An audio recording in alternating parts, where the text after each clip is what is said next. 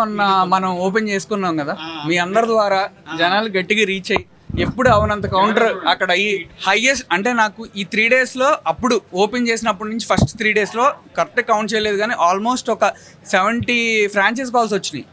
But నేను కూకట్పల్లిలో ఒక కొత్త మోడల్ క్రియేట్ చేసి దాని తర్వాత ఫ్రాంచైజ్ స్టార్ట్ చేద్దాం అని చెప్పి నేను ఆగాను. సో బట్ అండ్ ఇంకోటి ఏంటంటే ఇప్పుడు నాకు మా స్టాఫ్ నేను చెప్తా, మీరందరూ నన్ను ఎలా ట్రీట్ చేస్తున్నారో అంతకంటే బాగా వీలైతే లేదా ఎలా అయినా ట్రీట్ చేయండి అని.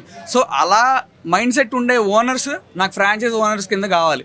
సో అందుకని దాన్ని గ్రేడ్ చేసి తర్వాత ఫ్రాంచైజ్ స్టార్ట్ చేద్దాం, ముందు ఇదంతా సెటప్ చేసుకుందాం అని చెప్పి ఉన్నాను. అండ్ అమీర్పేట్ సక్సెస్కి అయితే మీ అందరికీ చాలా thank you. I'm very happy, I'm so much. నేను చాలా హ్యాపీగా ఉన్నా, ఎందుకంటే నా కొడుకు పేరు కదా పెట్టుకుంది, మనీ కంటే ఇంకా కొంచెం ఏదో ఉంటుంది. సో అది సక్సెస్ అవటం చాలా ఇంపార్టెంట్. నాకు December 11th గుంటూరులో లాంచ్ అయిపోతున్నాను.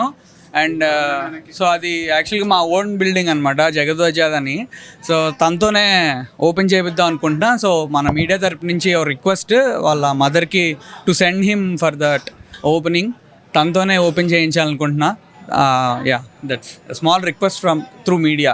ఇక నుండి గతంలో ఇచ్చిన సర్వీస్ కన్నా, గతంలో ఇచ్చిన టేస్ట్ కన్నా, గతంలో ఇచ్చిన కస్టమర్ సాటిస్ఫాక్షన్ కన్నా ఎక్కువ క్రియేట్ చేసి వాళ్ళ కంఫర్ట్ ఏర్పాటు చేసి మంచి టేస్ట్ని ఇచ్చి, అలాగే గతంలో ఉన్న ఐటమ్స్ కన్నా కస్టమర్ ఏ ఫుడ్ అయితే ఆస్వాదిస్తాడో, ఇంకా ఏ ఫుడ్ కావాలని కోరుకుంటాడో అవన్నీ కూడా ఇంక్లూడ్ చేస్తున్నాం. ఇక నుంచి కస్టమర్ సాటిస్ఫాక్షన్ కోసం కస్టమర్ కోరుకునే ఫుడ్ అడిషనల్గా యాడ్ చేస్తున్నాం జిస్పత్ మండీలో.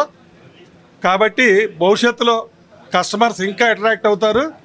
మా కోరిక కూడా అదే. డబ్బు కన్నా ముఖ్యం, మన దగ్గరకు వచ్చిన వాళ్ళని హ్యాపీగా పంపించాలి, మంచి ఫుడ్ పెట్టాలి, హైజీనిక్ ఫుడ్ పెట్టాలి. ఈ రెస్టారెంట్లో ఒక్కసారి వాడిన ఆయిల్ రెండోసారి వాడరు.